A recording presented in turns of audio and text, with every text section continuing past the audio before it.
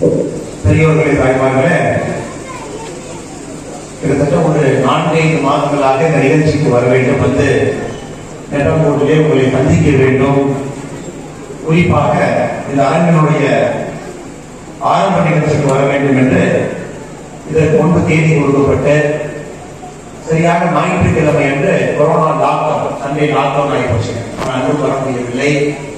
அதன் பின்பு இங்கே இருக்கக்கூடிய தலைவர்கள் இன்னொரு புதிய தேதியை கண்டுபிடித்து அந்த தேதி இங்கே வந்திருக்கின்றோம். மிக சிறப்பான ஒரு வரவேற்பு கொடுத்து எப்பொழுதும் கூட குமரி மண்ணுக்கு வரும்போது ஒரு மிகப்பெரிய எழுச்சி இந்த மண்ணில் இருக்கும்.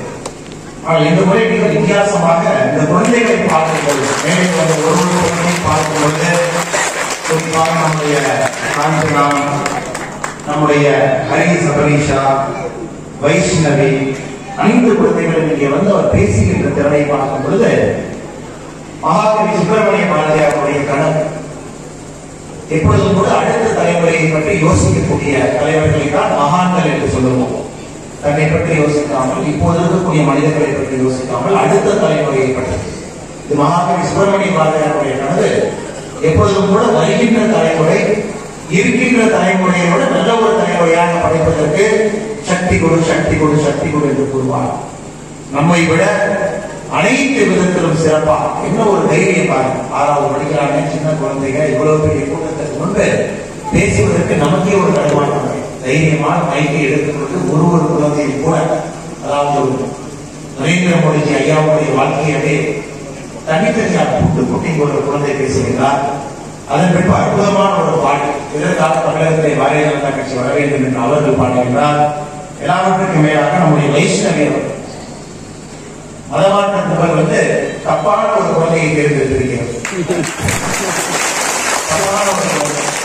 எல்லாவற்றையும் தாண்டி உலகத்திலே என்ன நடந்தாலும் கூட மதம் மாற மாட்டோம் என்று சொல்லக்கூடிய கிருஷ்ணவரையரா சமுதாயம், இந்து சமுதாயம்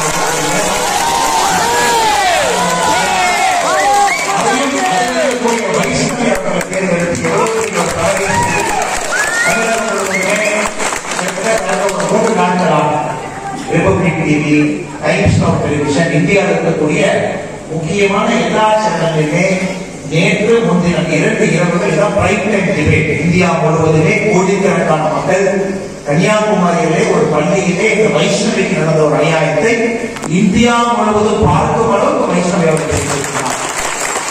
நிச்சயமான ஒரு ஆண்டவருடைய குழந்தையாக மட்டும்தான் இருக்க முடியும். ஆண்டவருடைய குழந்தையாக மட்டும்தான் வைஷ்ணவி இருக்க முடியும்.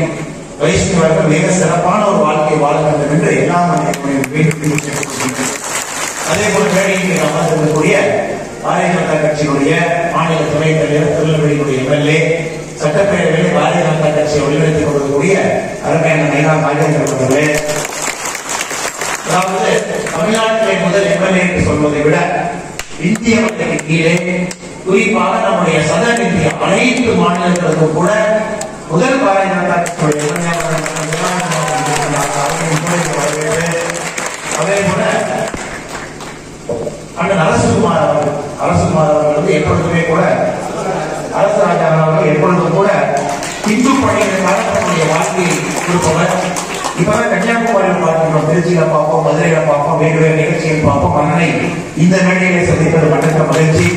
பாரதிய ஜனதா கட்சியுடைய மாநில செயலாளராக இருக்கக்கூடிய அக்கா உமாரதி அவர்களுக்கு கூட இந்த மேடையில் வரவேற்று, பாரதிய ஜனதா கட்சியுடைய குமரி மாவட்டத்தினுடைய சிறப்பான செயலாளர்களுடைய தலைவர்கள் தர்மராஜ் அவர்களை வரவேற்று, மேடையில் இருக்கக்கூடிய RSS இயக்கத்தினுடைய மிக முக்கியமான தலைவர்கள், நம்மை வழிகாட்டிக் கொண்டிருக்கக்கூடிய அனைத்து தலைவர்கள், பரமேஸ்வரன் அவர்கள் உள்ளிட்ட அனைத்து தலைவர்களும் கூட மேடையில் இருக்கக்கூடிய அனைத்து தலைவர்களும் வரவேற்று, அதே போல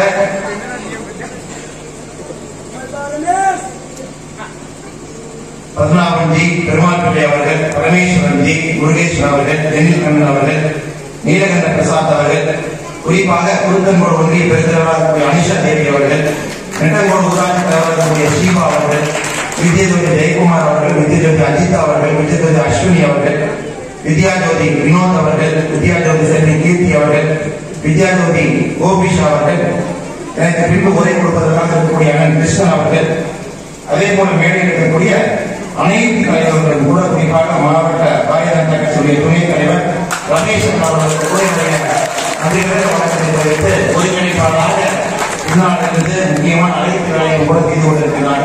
வரவேற்று பேசுவது எப்பொழுதும் கூட கோவை மாவட்டத்திலே ஒரு பாக்கியமாகத்தான் நான் பார்க்கிறேன். எப்பொழுது ஒரு மண்ணிலே தேசியமும் ஆன்மீகமும் கலந்து, அது மக்களுடைய உயிராக கலந்து, மக்களுடைய வாழ்க்கையிலே கலந்து, அந்த மக்கள் தன்னுடைய வாழ்க்கையை வாழ்க்கை கொண்டிருக்கிறார்களோ அந்த மக்கள் கடவுளுக்கு சமமானவர்கள். கோவை மாவட்டத்தில் இருக்கக்கூடிய ஒரு மனிதனும் கூட ஒரு தேசியம் ஆன்மீகம் இரண்டையும் தன்னுடன் கலந்து எப்பொழுது வந்தாலும் கூட மிகப்பெரிய எழுச்சியோடு இருக்கின்ற மக்கள் நீங்கள். ஆனால் எப்பொழுது நீங்கள் அழைத்தாலும் கூட இங்கே மற்றற்ற மகிழ்ச்சியோடு வந்து நிகழ்ச்சியை கலந்து கொள்வது எங்களுக்கு ஒரு பெருமை, எங்களுக்கு ஒரு கௌரவமாக பார்க்கணும். எல்லாவற்றையும் தாண்டி இங்க இருக்கக்கூடிய சத்திரபதி வீரசிவா அவர்கள் பேருக்கு போய் நற்பணி பண்ணாங்க. இங்க கூடிய இளைஞர்கள் என்ன பேசியிருக்காங்கன்னா, தமிழகத்துல நிறைய இடத்துல எந்த படம் வந்துச்சு, அந்த படம் எப்படி போயிடுச்சு, அந்த படம் நல்லா எடுத்திருக்காங்களா, இந்த நடிகருக்கும் அந்த நடிகருக்கும் என்ன சண்டை, இதுதான் பெரும் மாநகரம் செல்லும் பொழுது அங்க இருக்கக்கூடிய இளைஞர்களுக்கு மிகப்பெரிய ஒரு சண்டையாக பார்த்து கொண்டிருக்கிறது. எங்களுடைய தலைவருடைய படம் வந்துச்சு, நல்லா தலைவர் படம் வந்துச்சு. நீங்க சோசியல் மீடியால போனா நம்முடைய இளைஞர்கள் பெரும்பாலும் பேசக்கூடிய பேச்சாக மாறியது. இதற்கு நேர் எதிராக நெட்டாங்கோடில் இருக்கக்கூடிய நம்முடைய சத்திரபதி வீர சிவாஜி அவர்களுடைய நற்பணி மன்றத்துடைய இளைஞர்கள் ஒரு பார்க்கிறோம். நாமெல்லாம் சின்ன குழந்தைய சிவாஜி ஐயா வீர சிவாஜி ஐயாவை பார்க்கும் பொழுது வீரத்தை மட்டும் பார்த்து வளர்ந்தவர். கொஞ்சம் வயசுக்கு மட்டும் கொஞ்சம் பெரியாராக வந்த பொழுது விவேகத்தை பார்த்தவர்கள், அதன் பின்பு அன்பை பார்த்தவர்கள், அதன் பின்பு சாதுரியத்தை பார்த்தவர்கள். இப்பொழுது 30-35 வயசுல அவருடைய ஆன்மீகத்தை பார்த்துக் கொண்டிருக்கின்றோம். சிவாஜி அவர்கள் அனைத்தையும் இருக்கக்கூடிய ஒரு கலவை, எந்த ஒரு மனிதனுக்கும் கூட அப்படிப்பட்ட ஒரு கலவை அமைந்திருப்பது ரொம்ப கடினமான ஒரு. சிவாஜி அவர்களுக்கு வீரம் என்பது நம்ம அனைவருக்குமே தெரியும். இளம் வயதுல ஒரு மகாராஜா முன்னாடி வண்டியில வருத்தார். அவருடைய தந்தை அங்கே இருக்கக்கூடிய அஜித் ஷா சுல்தான், அங்கே இருக்கக்கூடிய அகமது ஷா சுல்தான் வேலை செய்தாலும் கூட அந்த மன்னனை சென்று பார்க்கும் பொழுது நம்முடைய இந்து முறைப்படி மட்டும்தான் வணக்கத்தை தெரிவிப்பேன், உங்களுடைய இஸ்லாமிய முறைப்படி நான் வணக்கத்தை தெரிவிக்க மாட்டேன் என்று சிறு குழந்தையாகவே தன்னுடைய நேரத்தை காட்டிய பெருமை சத்திரபதி வீர சிவாஜிக்கு. அதே போல தொடர்ச்சியாக ஒரு பக்கம் முகலாய அரசு அவருடைய சின்ன சாம்ராஜ்யத்தை சுற்றி 3 பக்கமும் கூட இஸ்லாமிய சுல்தான்கள் இருந்த பொழுது கூட தைரியமாக எதிர்த்து போராடி இந்து சாம்ராஜ்யம் கட்டமைக்க வேண்டும் என்கின்ற குறிக்கோளை, குறிப்பாக அவருடைய தாயார் வந்து சிவாஜி கூட்டின ஒரு பருக்கையிலும் கூட ஒரு சாதத்திலையும் கூட தேசியம், ஆன்மீகம், வீரம் எல்லாவற்றுக்கு மேலாக நம்முடைய இந்துத்துவாவை ஊட்டி வளர்த்து அவரை சுற்றி மாபெரும் படைகள் இருந்தது கூட ஒரு இந்து சாம்ராஜ்யத்தை அமைக்க வேண்டும் என்கின்ற கனவோடு பார்த்த ஒரு மாமன்னர். அதை தாண்டி எல்லையற்ற அன்பு கொண்டவர்.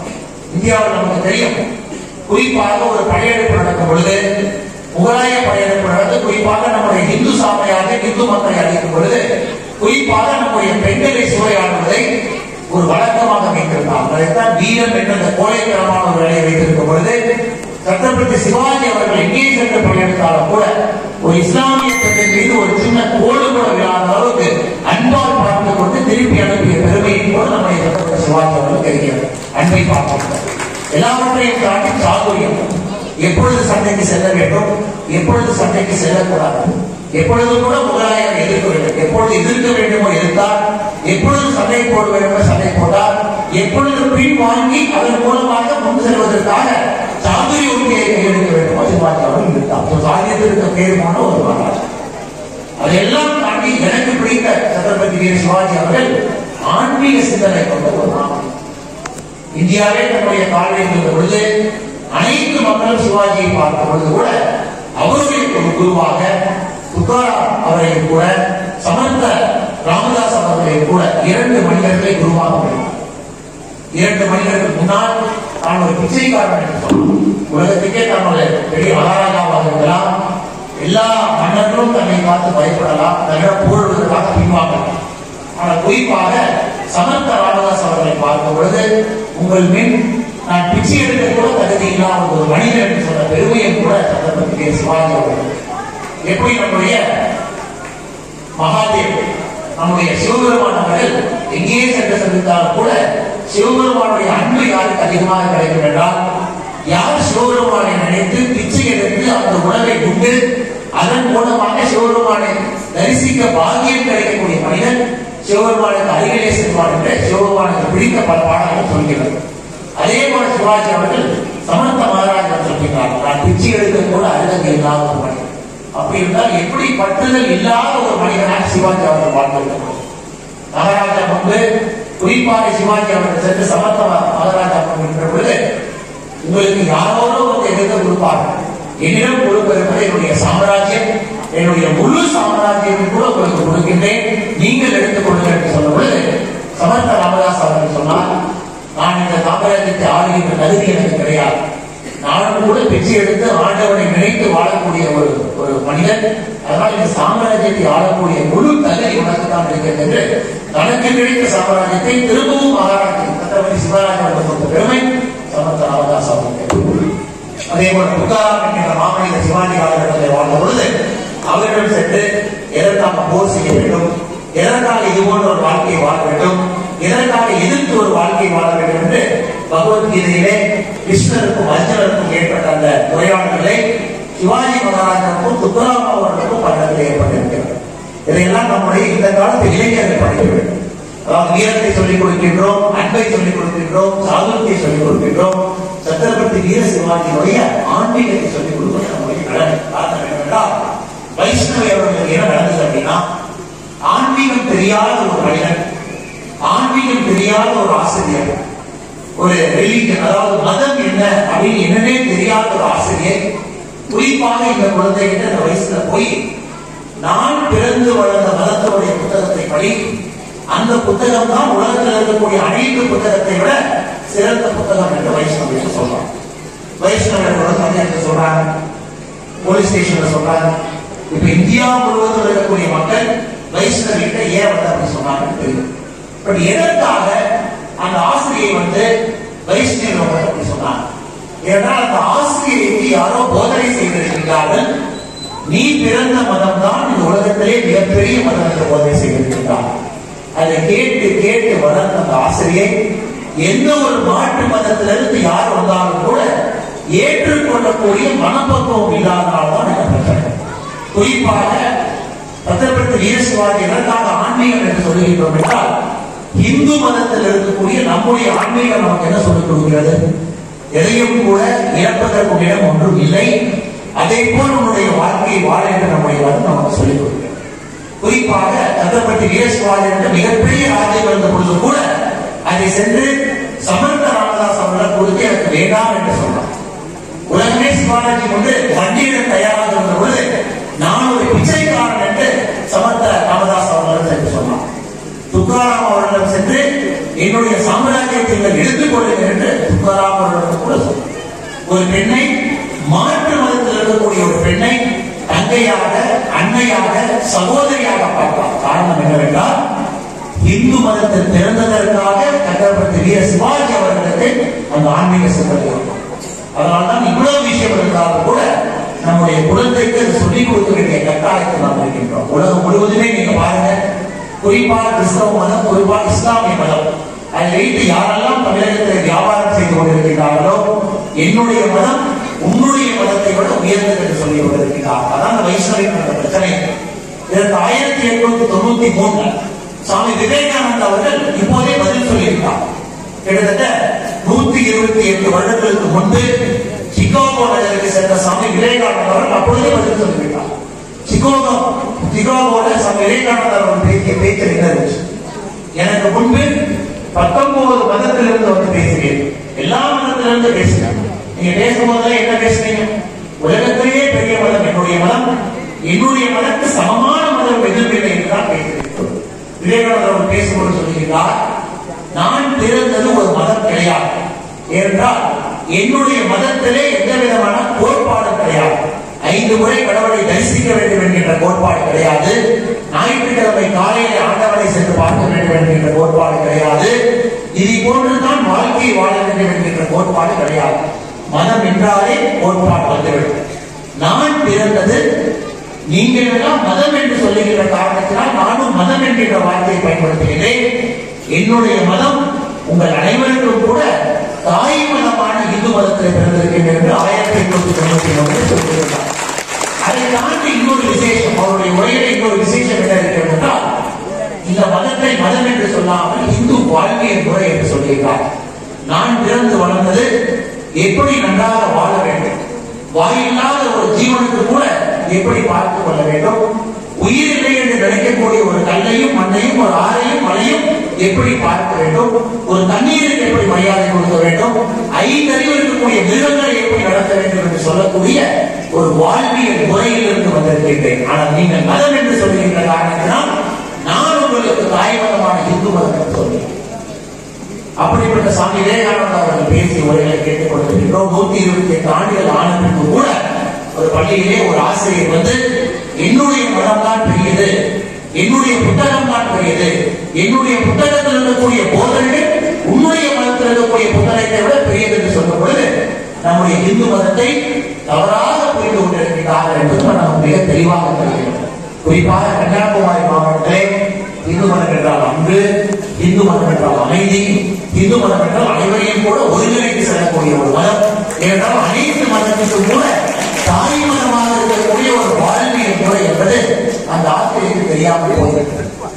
அதற்கு பள்ளி கல்வித்துறை அமைச்சர் ஒரு சஸ்பெண்ட் பண்ணியிருக்கலாம், அந்த டீச்சரை பணி நீக்கம் செய்திருக்கிறார். நமக்கு அந்த டீச்சருக்கு தொந்தரவு கொடுக்க வேண்டும் என்கிற நோக்கம் கண்டிப்பாக வைஷ்ணவிக்கும் கிடையாது, வைஷ்ணவினுடைய தந்தைக்கும் கிடையாது, நேரில் இருக்கக்கூடிய எந்த தலைவர்களுக்கும் கிடையாது, உங்களுக்கும் கிடையாது என்பது எனக்கு தெரியும். இதைவிட பெரிய பிரச்சனை நாம் என்ன பார்க்கிறோம் என்றால், இந்த இந்து மதத்தை பற்றி எவ்வளவு பேர் முழுமையாக உண்மையாக புரிந்திருக்கிறார்கள் தமிழ்நாட்டில் என்பதுதான் நம்முடைய பிரச்சனை. கிட்டத்தட்ட 20,000 ஆண்டுகளுக்கு மேல ஒரு ஆன்மீக பூமி, குறிப்பாக இந்த 70 ஆண்டுகளாக திராவிட சித்தாந்தம் வந்த பின்பு, திராவிட முன்னேற்ற கழகம் வந்த பின்பு பொய்யை சொல்லி ஒரு கோயிலுக்கு வெளியே அவர்களாகவே ஒரு சிலையை வைத்து அதில் இந்து மதத்தை நம்பாதே, இந்து மதத்தை நம்புவன் முட்டாள் என்ற சிலைகளை வைத்துக் கொண்டு இன்னொரு இருப்பது கிடையாது, கடவுளுக்கு அவமரியாதை கொடுத்து ஆட்சி நடத்தி கொண்டு இருக்கிறார். இதுதான் பிரச்சனை. இந்து மதத்தில் இருக்கக்கூடிய மிகப்பெரிய பிரச்சனை வைஷ்ணவி சகோதரிகள் தவறாக நடந்து கொண்ட ஆசிரியர் கிடையாது, ஆட்சியில் இருக்கக்கூடியவர்கள் தான் இந்து மதத்திற்கு பிரச்சனை என்பதை புரிந்து கொள்ள வேண்டும். நம்முடைய கோபம் இன்னொரு மதத்திலிருந்து பிறந்து வந்த ஆசிரியர்கள் கிடையாது, தவறாக வழிநடத்திக் கொண்டிருக்கக்கூடிய ஆட்சியாளர்கள் மீதுதான் நம்முடைய கோபம் என்பதை மக்கள் எப்போது புரிந்து கொள்ள ஆரம்பிக்கிறார்களோ, இந்த திராவிட மண் என்பது மறுபடியும் ஆன்மீக மண்ணாக மாறி ஆழ்வார்கள், நாயன்மார்கள், மிகப்பெரிய அறிஞர்கள், தமிழை வளர்த்தவர்கள், ஆன்மீகத்தை கண்டெடுத்தவர்கள், கடவுளுக்கு பிரியமான பாடல்களை படைத்தவர்கள், அவருடைய பூமி என்று மாறார்கள்.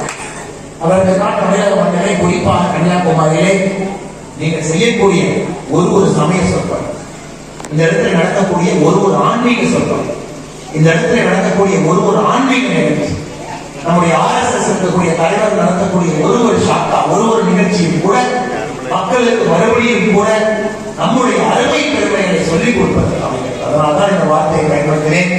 நம்முடைய கோபம் அந்த ஆசிரியர்கள் கிடையாது, ஆட்சியாளர்கள் மீது தான் நம்முடைய கோபம் என்பதை நாம் தெளிவாக புரிந்து கொள்ள வேண்டும்.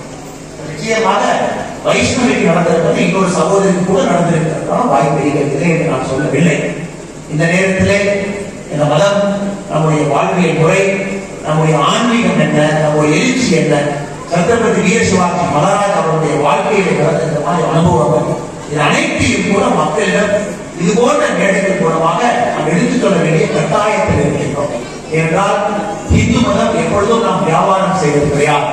மற்ற மதத்திலே ஒரு டிவி மூலமாக வீடு வீட்டுக்கு நடந்து வந்து வியாபாரம் செய்வது போல இந்து மதம் அடிப்படையிலே நம்முடைய வாழ்வியல் முறையிலே நான் இப்படித்தான் வாழ்கின்றேன் என்கின்ற வியாபாரத்தை எப்பொழுதும் நாம் செய்வது கிடையாது. அப்படி இருக்கின்ற பட்சத்திலே நம்முடைய குழந்தைகளுக்கு இந்த ஆன்மீக தன்மையை பற்றி எடுத்துக் கூறுவது காலத்தினுடைய கட்டாயமாக மாறிவிட்டது. அதே நேரத்தில் இங்கு வந்திருக்கக்கூடிய அனைத்து நண்பர்களுக்கு கூட மறுபடியும் கூட நாம் மிகப்பெரிய நன்றியை தெரிவிக்க வேண்டும். குறிப்பாக இங்கே வந்திருக்கக்கூடிய நம்முடைய சகோதரிகள்.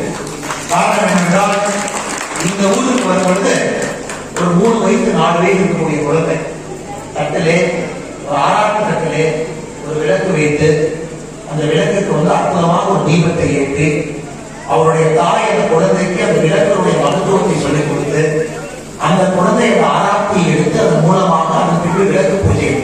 அதனால் 20,000 ஆண்டுகளாக தொடர்ந்து நம்முடைய வாழ்வியல் முறை பத்திரமாக இருக்கிறது என்றால் அதற்கு காரணம் நம்முடைய பெயர். அவர்கள் அவருடைய குழந்தைகளுக்கு சொல்லிக் கொடுத்து, அவர்கள் குழந்தைகளுக்கு சொல்லிக் கொடுத்து, வாழையடி வாழையாக இந்த ஆன்மீகம் தலைந்தோங்கி வருகிறது என்றால் இங்கு இருக்கக்கூடிய அனைத்து சகோதரிகள் தான் அதற்கு காரணம் என்று கூட அதே போல இந்த மேடையிலே பல தலைவர்கள் இருக்கிறார்கள். குறிப்பாக நம்முடைய திருநெல்வேலியினுடைய எம்எல்ஏ அண்ணன் நயினாராயணன் அவர்கள் இருக்கிறார். சட்டப்பேரவையில் தொடர்ந்து பேசிக் கொண்டிருக்கிறார்கள். அதை பார்த்துக் கொண்டிருக்கிறீர்கள். என்ன பேசுறாங்க தெரியுமானா, 10 மாத காலமாக திமுகவுடைய ஆட்சியை பார்க்கிறது. இந்த விடியாத அரசு எப்படி ஒரு சேவல் பார்த்தீங்கன்னா, என் கிராமத்துல சேவல், என் தோட்டத்துல ஒரு சேவல் முதல் இருந்துச்சு. நம்ம தோட்டத்துல கிராமத்துல காலம் வந்து 2 மணிக்கு முப்பது தோட்டம். எங்க அம்மா கேட்டேன், ஏகமா இந்த சேவல் 2 மணிக்கு கட்டுறது, அந்த சேவலுக்கு ஒரு கனவு வந்துருச்சு, விழிச்சு போச்சு அப்படின்னு. அதே போல இந்த திமுக அரசு ஒரு கனவிலே விடித்து விட்டதாக கனவு கொண்டிருக்கிறார். தமிழகம் இருளை நோக்கி போய் கொண்டிருக்கிறது. குறிப்பாக இந்த 10 மாதத்தை பார்க்கும் பொழுது எந்த ஒரு ஆரோக்கியமான மக்கள் நலத்திட்டத்தையும் கொண்டு வராமல், தேர்தல் வாக்குறுதி எதையும் நிறைவேற்றாமல், எல்லாத்துக்கும் சட்டம் போடுறதாக மாண்புமிகு பாரத பிரதமர் நரேந்திர மோடி அவருடைய சண்டையை வளர்த்திருக்கிறார்கள். என்னை கௌரவத்தை வளர்த்திருக்கிறார்கள். ஒருவரு மத்திய அரசுடைய பொறுப்பாளர்கள் அரசியல் சாசனத்தில் இருக்கக்கூடிய ஒரு மனிதனுக்கு சண்டையை போட்டு அதன் மூலமாக நான் பலசாலிகளை காட்டிக் கொண்டிருக்கிறோம். இது எப்படின்னா, ஏதோ ஒரு படத்துல பாட்டி, ஒரு படத்துல நம்ம பாட்டி பேர் பார்த்து நல்ல பாட்டி பேர், அந்த பாட்டி நம்ம வீட்டுக்கு வந்து ஜிம்ல எடுத்து பண்ணிட்டு இருப்பாங்க. அந்த பாட்டி வந்து ஓர் கேட்டு வரைப்பாங்க, அந்த டம்பர் எல்லாம் காணாம போயிடும். ஏன்னா குழப்பம் இல்லாம இதைத்தான் நீங்க ஜிம்ல நடந்த அடிச்சுக்கிறது அப்படின்னு. அதே போல நம்ம முதலமைச்சர் கூட இப்போ அதே வேலையை செய்ய ஆரம்பிச்சிருக்காங்க. இதை போல செய்தால் தமிழக மக்கள் தன்னை ஒரு பலசாலியாக நினைத்துக் கொள்வார்கள். குறிப்பாக கவர்னர்கிட்ட போய் சண்டை போட்டா தன்னை ஒரு பலசாலியாக நினைத்துக் கொள்வார். ஆனால் தெரியும் இந்த முதலமைச்சருக்கு, இதற்கு முன்பு சட்டசபையில அவருடைய சட்டை கிழித்த பொழுது அவர் முதல்ல ஓடி போன அப்புறத்த கவர்னர் சட்டை கிழியாமல் இருப்பதால் அவர் கவர்னருடைய மாண்பை கொடுத்துக் கொண்டிருக்கிறார். நாங்கெல்லாம் போய் கவர்னருடைய ராஜ்பவன்ல நேற்று சாயங்காலம் 4:30 மணி அளவுக்கு தமிழ்நாட்டிலே 70 ஆண்டுகள் கழித்து முதலாக ராஜ்பவன் உள்ள சுப்பிரமணிய பாரதி, மகாகவி சுப்பிரமணிய பாரதி அவருடைய முழு திருவுருவச் சிலையை கவர்னர் அவர்கள் அதை வந்து ஓபன் பண்றார். 70 ஆண்டுகளாக மகாகவிக்கு மரியாதை. ராஜ்பவன்ல உள்ள போனீங்கன்னா நேரடியா 6 அடிக்கு இருக்கக்கூடிய சிலை. அந்த சிலையை திறப்பதாக நம்முடைய மாண்புமிகு முதலமைச்சர் அவர்கள் தேதி கொடுத்துவிட்டு நான் வருகின்றேன் என்று சொல்லிவிட்டு நேற்று வாரம் செய்யப்பட்டேன். இது வந்து மாண்பை யார் எழுதுகிறார்கள்? அப்படிப்பட்ட ஒரு மகாகவி சுப்பிரமணிய பாரதியார் அவர்களுக்கு மரியாதை கொடுக்காமல் அந்த விழாவை புறக்கணித்து தமிழக மக்களுடைய மாண்பை கெடுத்தவர் நம்முடைய முதலமைச்சர். 70 ஆண்டுகள் கழித்து மகாகவி சுப்பிரமணிய பாரதியார் அவர்களுக்கு திருவுருவ சிலையை அளித்தவர் நம்முடைய கவர்னர். தமிழக மக்களுடைய மாண்பை நிலைநாட்டியவர் நம்முடைய கவர்னர். ஆனா இவங்களுடைய காமா பார்த்தீங்கன்னா கவர்னர் தவறு செய்வதாக சொல்றாங்க.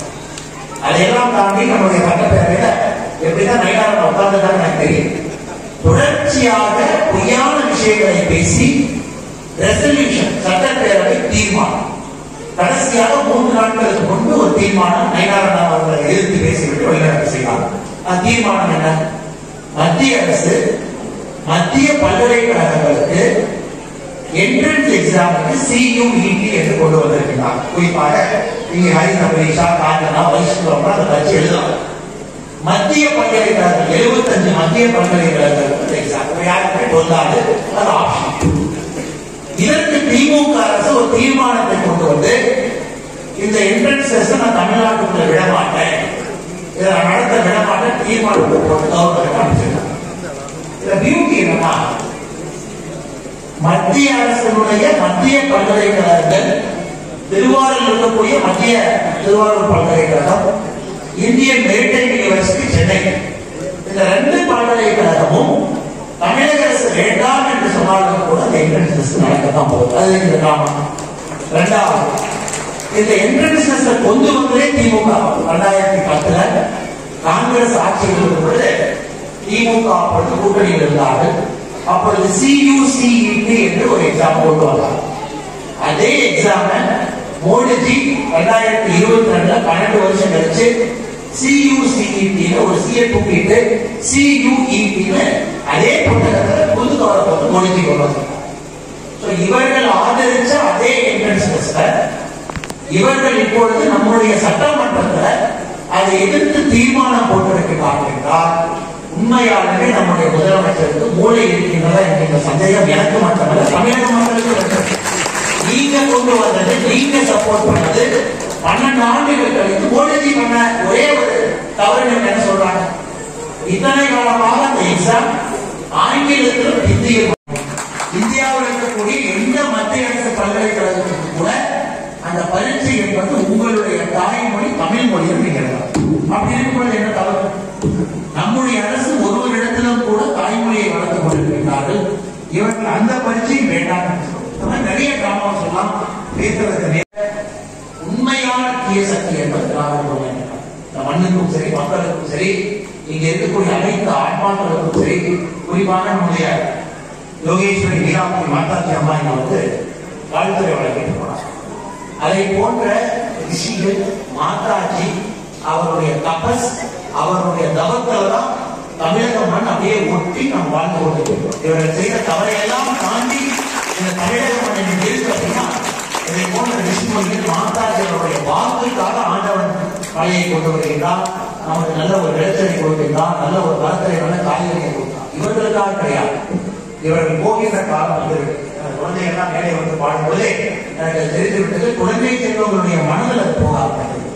ஆனால் வருகின்ற காலம் நிச்சயமாக நல்ல ஒரு காலமாக இருக்கும். இந்த அற்புதமான இந்த நிகழ்ச்சியை ஏற்பாடு செய்த குறிப்பாக நம்முடைய சுதந்திர வீர சிவாஜி மகாராஜ் அவர்களுடைய நற்பணி மன்றத்தில் இருக்கக்கூடிய அனைத்து இளைஞர்களுக்கு நன்றியோடு தெரிவித்து, நேரில் இருக்கக்கூடிய அனைத்து தலைவர்கள் நன்றியோடு தெரிவித்து, குறிப்பாக இந்த நிகழ்ச்சியுடைய ஏற்பாட்டாகக்கூடிய ஆர்எஸ்எஸ் சங்கத்துடைய அதிகாரிகள் அனைவரும் கூட நன்றியோடு வணக்கத்தை தெரிவித்து, வாய்ப்பு கொடுக்கும் அனைவருக்கும் கூட வணக்கத்தை தெரிவித்துக் கொள்கிறேன்.